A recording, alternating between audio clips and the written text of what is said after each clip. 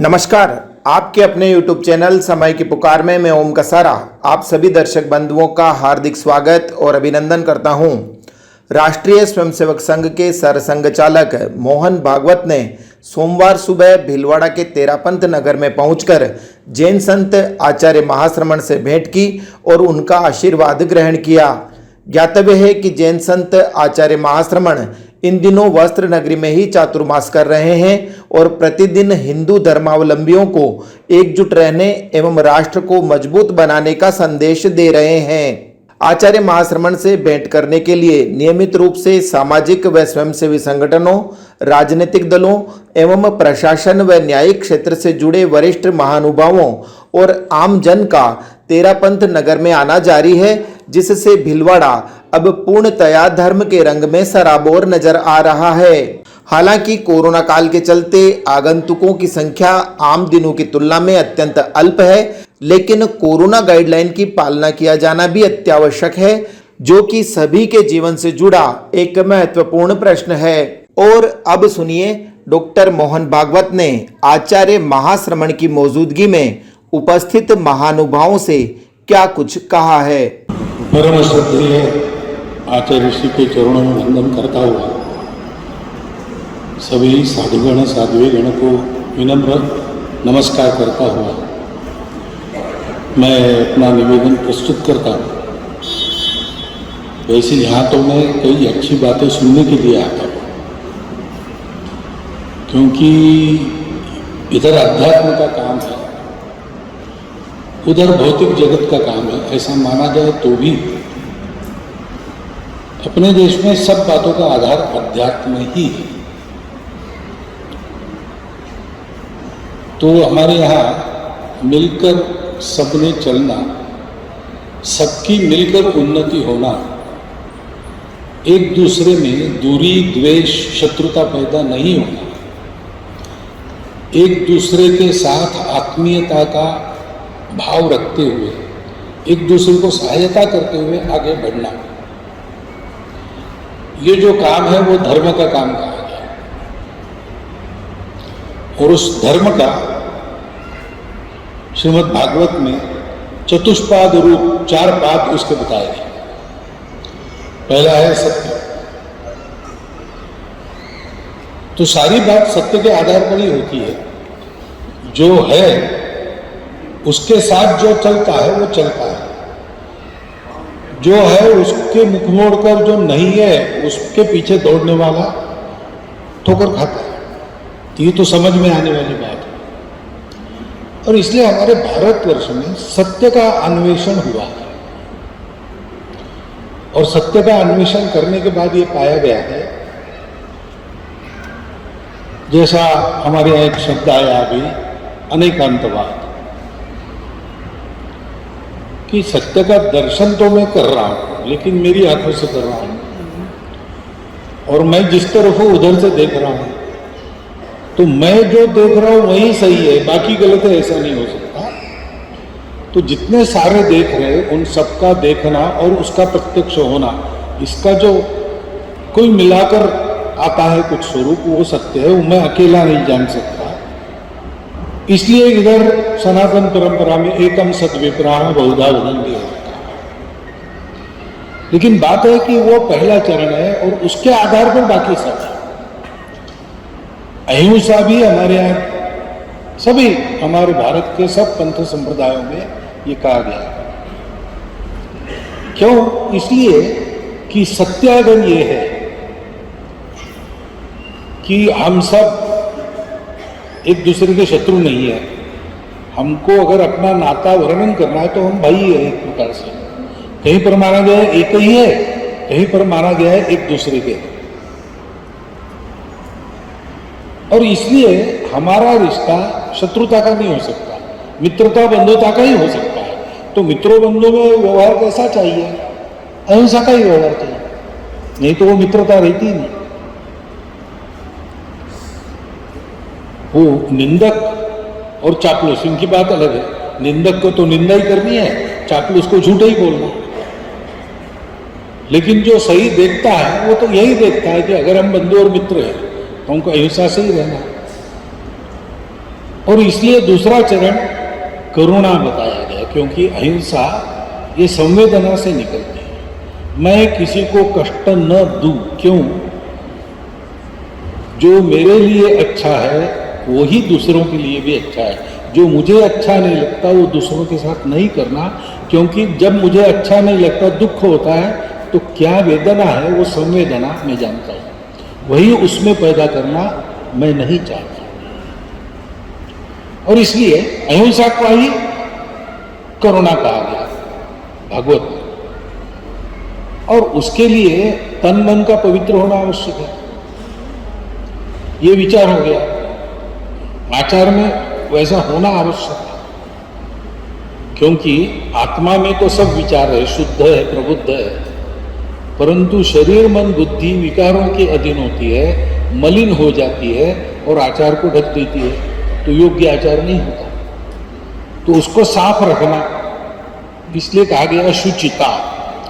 और ऐसा सब होने के लिए नित्य प्रयास करना पड़ता है, उसको कहा गया तपस। ये चार बातें धर्म का मूल है। ऐसा कहते हैं कि कलियुग में केवल एक चरण बाकी है, कली प्रवृत्ति ने बाकी 3 चरण काट दिए हैं। लेकिन कलियुग में भी कली प्रवृत्ति ने बड़ी काट दिए होंगे, लेकिन मनुष्य अपने प्रयास से बाकी 3 चरणों को भी पा सकता है। हमारे यहाँ सारे हमारे ज्ञान निधि में, हमारा ज्ञान निधि प्रचंड है। चतुर्वेदा पुराणानि सर्व उपनिषदस्तथा रामायणम भारतम च गीता सद्दर्शनी, संतों के उपदेश, जैनागमा त्रिपिटका गुरु ग्रंथ शतांगिरा। इतना बड़ा देश ज्ञान निधि श्रेष्ठ श्रद्धेय और निधि सर्वदा। अब इतना बड़ा ज्ञान निधि एक जन्म में तो आत्मसात करना बहुत कठिन बात है, परंतु क्योंकि उन सब में अलग अलग प्रकार से, अलग अलग दिशाओं से, अलग अलग वर्णन के द्वारा एक ही बात का वर्णन है, हम कहीं भी जाकर सुन लेते हैं, हमको पूरा मिल जाता है। मैं जो आता हूं ऐसा सुनने के लिए ही आता हूं, क्योंकि मुझे भी वहां जो काम करना है, वो काम तो दूषित वातावरण में करना पड़ता है, उसको साफ करने का काम है। एक तरह से हम सफाई कर्मचारी हैं, तो ड्रेनेज में उतरना पड़ता है, कभी कभी नाली साफ करनी पड़ती है, कभी कभी शुद्ध हवा में भी रहते हैं, परंतु रोज अपनी सफाई तो करनी पड़ती है। तो ये जो सारा उपदेश है, जो श्रवण से ग्रहण किया जा सकता है और आंखों से पढ़ा जा सकता है, उसके मूर्तिमान रूप लोग जहां है, तुल्य निंदा स्तुतिर्मौनी संतुष्टो येन केनचित् अनिकेत स्थिरमति। मैं आचार्य इसका ही वर्णन कर रहा हूं, लेकिन ये वर्णन गीता में बताया। तो वहां तो पढ़ना भी नहीं पड़ता, सुनना भी नहीं पड़ता, देखने को मिलता है। जो बात अपरिचित है, सुन के कुछ कल्पना आती है, पढ़ के कुछ कल्पना आती है, लेकिन देख ले तो पढ़ने सुनने की भी जरूरत नहीं, ऐसा होता है। तो इसलिए तो मैं आता हूं। लेकिन ये जो मूल बात है अपनी, सत्य अहिंसा शुचिता तपस, उसी का वर्णन हमारे सर्वत्र है। और जैसा आचार्य जी ने कहा कि ये तो विचार है, लेकिन आचार में उसका परिवर्तन होना चाहिए, तो वो संस्कारों का सेतु बनना चाहिए। वो कैसे बनता है वो भी आ ही गया है, मैं मेरे अनुभव से बताता हूं, वही बात तो वही है। तो ये बात ठीक है कि अच्छा सुनना और अच्छा पढ़ना ये अनिवार्य अंग है उस तपश्चर्या की। आपको जिस दिशा में मन को लगाना है, तो मन को वो दृश्य देना पड़ता है। गलत बातों के दृश्य उपलब्ध है, मन को बताने की भी जरूरत नहीं, उसकी दिशा अधोमुखी है तो भागता है। उसको अगर ठीक से लगाना है रास्ते पर, तो उनसे ज्यादा शक्तिवान ऐसा वाचन में से अथवा उत्तम वाणी में से, अनुभूत वाणी में से, सरल प्रेममय वाणी में से उपदेश भी उसने सुनना चाहिए। ये भी मनुष्य कर लेता है, लेकिन उसको वैसा होना है, उसकी इच्छा उसमें से उत्पन्न होती है। मनुष्यत्व मिला है। सत्संग के कारण, महापुरुष संश्रय के कारण मुमुक्षत्व भी मिल जाता है। जन्म से भी प्राप्त होता है, नहीं तो इस सत्संग से भी प्राप्त होता है। फिर वो एकदम जड़ भौतिकवादी जीवन से ऊपर उठकर आध्यात्मिक जीवन की ओर जाना चाहता है, तो उसको हाथ देकर उस ओर बढ़ाने वाला व्यक्ति चाहिए। गुरु कहिए, कुछ भी कहिए, लेकिन उसको क्या करना है? कुछ गुरु को करना है, कुछ जो मुक्ति चाहता है उसको करना है।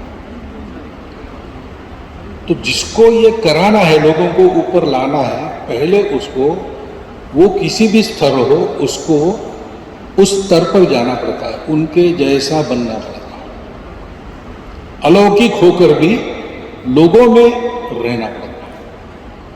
लोगों के प्रति अलौकिक होकर नहीं चाहिए, क्योंकि अलौकिक जो चरित्र है, चित्र है, लोग उसकी पूजा करते हैं, उत्सव करते हैं, लेकिन ऐसा करके उसके जैसा बनने की जिम्मेवारी से मुक्त हो जाते। ये लोगों का स्वभाव है, मनुष्य का ये स्वभाव है। वो बहुत अच्छा है, सुंदर है, भव्य है, दिव्य है, लेकिन बहुत दूर है, मेरे बस की बात नहीं वहां तक जाना। तो मैं उसका तो जय जयकार करूंगा, जयंती पुण्यतिथि पूजा उत्सव सब करूंगा, मैं जहां है वही, अपना काम नहीं। लेकिन वो अच्छा है, तो फिर वो अच्छाई तक का जो रास्ता है, जो बड़ा कंटका किरण लगता है, मेरे जैसा कोई अगर 2 कदम आगे जा रहा है तो मैं उसका हाथ पकड़ के, वो जाता है मेरे जैसा ही है, तो 2 कदम तो मैं भी जा सकता। तो गुरु को 2 कदम आगे उस रास्ते पर अपने शिष्य के निकट रहना, ये विशेषता है। हम सनातनी परंपरा में कहते गुरु गोविंद दोनों खड़े, काके लागू पाए। और गुरु के पास, क्योंकि गुरु का सामर्थ्य है गोविंद को भी सामने खड़ा रखना। इतने सामर्थ्यवान गुरु है, लेकिन वो जब अपना काम करते हैं तो वो शिष्य के निकट, शिष्य को लगता है थोड़ा ही आगे है, उतना आगे जाके देखता है तो उसको ध्यान में आता है और थोड़ा आगे है। थोड़ा थोड़ा थोड़ा करके गुरु शिष्य को कितना आगे ले जाता है।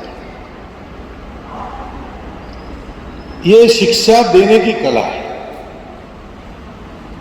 जिसको सिखाना है उसके स्तर पर आकर वो समझे ऐसा, उसका आगे बढ़ने का उत्साह कायम रहे, इतना आगे रहे। और शिष्य को यह करना पड़ता है कि गुरु ने अगर हाथ बढ़ाया तो मैं भी थोड़ा अपने पंजों पर ऊंचा खड़ा हूं, एडिया उठाऊं तो मैं हाथ पकड़ सकूं। ऐसा जो आलसी है, जो कहता है कि गंगा अगर पवित्र है तो मैं बिस्तर पर लेटा हूं, मेरे पास आके मुझे पवित्र कर ले, तो गंगा कभी आकर पवित्र नहीं करती। एक ही बार हमने गंगा यात्रा निकाली थी, सारे देश में गंगा का जल लेके गए थे, लेकिन उसमें भी जिन लोगों ने अपने घर के बाहर रास्ते तक आने का कष्ट किया, उन्हीं को मिला, बिस्तर पर गंगा नहीं मिलती। तो शिष्य को भी प्रयास करना पड़ता है। प्रयास का उत्साह जागृत रहता है जब वो देखता है कि हाँ ये हो सकता है, ऐसा हुआ है, मेरे साथ अन्य लोग भी करते हैं। यानी महापुरुष हो गए, महापुरुष बनने वाले आगे आगे बढ़ रहे हैं, और मेरी पीढ़ी तक मेरे जैसे लोग प्रयास करके आगे बढ़ रहे हैं। वहां तक जब पहुंचेंगे पहुंचेंगे, लेकिन आगे तो बढ़ रहे हैं, ये उसको दिखना चाहिए। इसलिए हमारे समूह में भी एक वातावरण रखना पड़ता है अच्छाई का। और ये काम जहां होता है वहां ये सारी बातें बढ़ती है। तो मैंने कई बार बताया भी है और आप भी जानते हैं। अभी मैं यहाँ बैठा सुन रहा था, दोनों प्रवचनों में मैंने सोचा कि मैं संघ का विचार और संघ की कार्य पद्धति ही सुन रहा हूं, तो इतनी समानता है। अब हमारे पास आध्यात्मिक अनुभूति वाले सब लोग हैं ऐसा नहीं है, इसी प्रकार सब काम करते हैं, लेकिन जितना वो आगे बढ़े अध्यात्म के बारे में उतना ही बोलते हैं, हम में उससे ज्यादा नहीं बोलते। हम बाकी सद्गुणों को बताते हैं, जैसे काम क्रोध से दूर रहो, तो आध्यात्मिक बात है ही, और अध्यात्म के बिना वो हो भी नहीं सकता पूरा, लेकिन एक मात्रा तक संयम तो रख ही सकता है। दूसरों के मन की चिंता करो, दूसरों को अपना कष्ट नहीं देना चाहिए, अपने कारण दूसरों को कष्ट नहीं मिलना चाहिए, ये तो कर ही सकता है आदमी। तो ये जो आचार है वो बनता कैसे है? छोटी छोटी बातें हम 2 कदम आगे की बताते हैं और आदत करवाते हैं। एक अंग्रेजी में एक वाक्यों का क्रम है, 4 वाक्यों का। Reap an action, sow an action, reap a habit. एक कृति बो, वो बार बार करते तो एक आदत काटो, जैसे बीज बोते हैं आदत काटते। तो sow an action, reap a habit, sow a habit, reap a nature. आदत पक्की बन जाती है तो स्वभाव का अंग बनने लगती है, और जब वो स्वभाव में आ जाती है तो sow a nature, reap a character, वो अपना शील बन जाता है। तो ये कैरेक्टर बनाना, राष्ट्रीय और व्यक्तिगत चारित्र्य बनाना, इसके लिए छोटी छोटी बातों की आदत कराना। आदत करने का काम कष्टकर है, तो आनंद का वातावरण रखना, सरल कार्यक्रमों के द्वारा आनंद कराना, उसकी आदत कराना, आत्मीयता का वातावरण रखना, तो आदमी उस पद पर जाने अनजाने बढ़ते रहता है, और जब समझने की उसकी पात्रता आती है तब वो जानता है कि मैंने जो किया है वो क्या है और आगे जो करना है वो क्या है। ऐसा ये काम अपना चलता है। और उसके लिए और एक बात आवश्यक है, बीज बो, ऐसे ही कहावत है ना, सो ए हैबिट। तो बोने के लिए बीज चाहिए। पहली बात, बीज है तो वृक्ष मिलेगा, बीज ही नहीं है तो वृक्ष नहीं मिलेगा। लेकिन केवल बीज होके नहीं चलता, जमीन चाहिए, और जमीन तैयार चाहिए। फेंक दिया बीज जमीन पर तो बहुत कम जमीन पहले से इतनी तैयार है कि जहां बीज पड़ा तो अंकुरित होता है। बिहार में अपने काल क्षेत्र है, गंगा के धान है, प्रतिवर्ष बाढ़ आती, गंगा सारा वो अपनी मिट्टी लेके वहां आ जाती, 4 महीने रहती, चली जाती। जाने के बाद गंगा के वो मिट्टी वहां रह जाती, उसमें अगर चना आपने फेंक दिया तो फिर आपको काटने के लिए ही जाना है, इतना नहीं उपजाऊ। लेकिन ऐसा कम रहता है। मनुष्यों में भी जो जन्मतः पूर्व कर्मों के कारण तैयार होके आए हैं, इसलिए कुछ छोटी बात बन जाती है जिससे एकदम वो बीज उनमें पनपता है, क्योंकि वो पहले से तैयार। सामान्य तो समाज की अवस्था ऊसर जमीन जैसे रहती है, उसको तैयार करना पड़ता है। और ये तैयार करने का काम अपनी आत्मीय निकटता करती है, क्योंकि सब में आत्मा है, सब एक ही है अथवा एक दूसरे के है। तो हम सबको देखते हैं तो अपनत्व की दृष्टि से, कुछ उनके बारे में करते हैं तो उनके कल्याण की दृष्टि से, कुछ उनको सुनाते हैं तो उनका हित हो ऐसा ही सुनाते हैं। ऐसा जब व्यवहार रहता है तो मनुष्य उस आदमी का कहा हुआ करने की प्रवृत्ति, माता का सुना उस बालक ने, माता कोई बड़ी तत्वज्ञ रही होगी वगैरह ऐसा नहीं, लेकिन माता की जो ममता है तो पुत्र सदा उसका अंकित रहता है। और इसलिए माता ने कहा झूठ बोलना पाप है, इसका मतलब झूठ बोलना पाप है। कोई सबूत की आवश्यकता नहीं, तर्क की आवश्यकता नहीं, किस ग्रंथ में हो बताओ, कोई जरूर नहीं।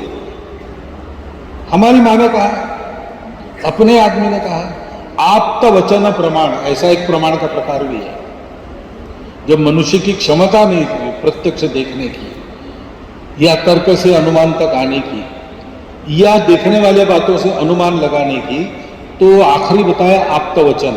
जो अपना है उसका कोई अपना स्वार्थ नहीं है, उसका वचन प्रमाण है। इसलिए संत वचनों पर शंका करने का कारण नहीं था, क्योंकि संतों को कुछ नहीं चाहिए, अनिकेत है, स्थिरमति है, उनको निंदा स्तुति से कोई फर्क नहीं पड़ता, और उनको संतुष्ट करने के लिए कुछ नहीं करना, छोटी सी बात से संतुष्ट हो जाता। उनका अपना कोई स्वार्थ नहीं रहता, सबके प्रति प्रेम रहता है। वो अगर कहते हैं तो वो सही होगा, नहीं तो वो हमको नहीं कहते। ऐसा संबंध बन जाता है तो जमीन तैयार होती है, वहां फिर आप बोलकर अपनी कृति को उदाहरण स्वरूप उसके सामने रखकर अथवा श्रवण के द्वारा कुछ बीज डाल देते हैं तो वो जरूर अंकुरित होता है और बड़ा होता है। ये जो मनुष्यों को संस्कार देने का शास्त्र आज करने की बहुत जरूरत है। महाराज जी ने बिल्कुल ठीक कहा। सर्वत्र दुनिया में पहली समस्या कौन सी है? संस्कार लोग हैं। बाहर के बहुत है, मैंने बाहर की बातों का उल्लेख किया जाए तो लंबी सूची है, लेकिन मैं कहूँ कि भद्दी आदतें डालने वाले वीडियो से लेकर तो तालिबान तक सभी संकट है, सबको है, सभी चिंतित है। लेकिन अगर मैं इतना पक्का हूं कि मेरा कुछ नहीं बिगाड़ सकते तो मुझे चिंता करने की आवश्यकता नहीं। डरना इसलिए पड़ता है कि हम मजबूत नहीं हैं, इसलिए हम इस दृष्टि से सबल बन जाए। इसका मतलब है प्रत्येक घर में ये संस्कार हो, और वो हम अभी से शुरू कर सकते हैं। यहाँ जो गृहस्थ बैठे अभी से शुरू कर सकते। क्या करना है? अपने घर में सदाचार का वातावरण रखना है। घर के बड़े लोगों का उदाहरण चाहिए, उनके उदाहरण गलत नहीं होने चाहिए। बच्चों को जो है वैसा है ऐसा बताना चाहिए, जो सही है वो बताना चाहिए, जो सही है वो करना चाहिए, और प्रेम से उनको समझाना चाहिए। अच्छा पढ़ना, अच्छा सुनना, अच्छा चिंतन करना, इसमें उनको लगाना चाहिए। सप्ताह में एक बार अगर अपने घर में सबके साथ हम बैठे, श्रद्धानुसार भजन भोजन किया और एक 2-3 घंटा चर्चा की और इन बातों की चर्चा की, तो घर के बच्चों में भी वो सत्प्रवृत्ति आ जाएगी। बाहर कितना भी बिगाड़ने वाला वातावरण रहे वो उसके अधीन नहीं होंगे। बच्चे की प्रवृत्ति 3 साल तक तैयार हो जाती है, आयु की 6 साल तक पक्की हो जाती है, और आगे 12वें साल तक वो अपने माता पिता के कहे पर श्रद्धा रखकर निश्चित रूप से चलता है। उन 12 वर्षों में उसकी तैयारी ठीक करो। बाद में जिसको अंग्रेजी में टीन एज कहते हैं और तारुण्य में उसका अधपतन नहीं होगा, क्योंकि उसमें विवेक रहेगा। ये दिखता बहुत अच्छा है, आकर्षक भी है, लेकिन अच्छा नहीं है। वो दिखता उतना अच्छा नहीं होगा, रूखा सूखा होगा, लेकिन यही मेरे लिए हितकर है। यत्तदग्रे विषमिव परिणामे सुखोपमम् तत्सुखम सात्विकम प्रोक्त। तो सुख की ओर सब भागते हैं, लेकिन सात्विक सुख कौन सा है ये पहचानने का विवेक उसका तैयार हो जाता है, फिर वो नहीं बिगड़ता। तो आपने कुछ संकेत किया, मैं क्या बोलूं उस पर मैं बोला हूं। उपदेश करने का मेरा भाव नहीं है। आप सबसे जो सुना है वो मेरे शब्दों में प्रक्रिया करके मैं आपके सामने रखता हूं। आपने सुना, मैं कृतज्ञ हूं। बहुत बहुत धन्यवाद। तो इस बुलेटिन में इतना ही। यदि आपको पसंद आया हो तो इसे लाइक व शेयर अवश्य करें, और आपके अपने YouTube चैनल समय की पुकार को सब्सक्राइब करना न भूलें। धन्यवाद। जय हिंद, जय भारत।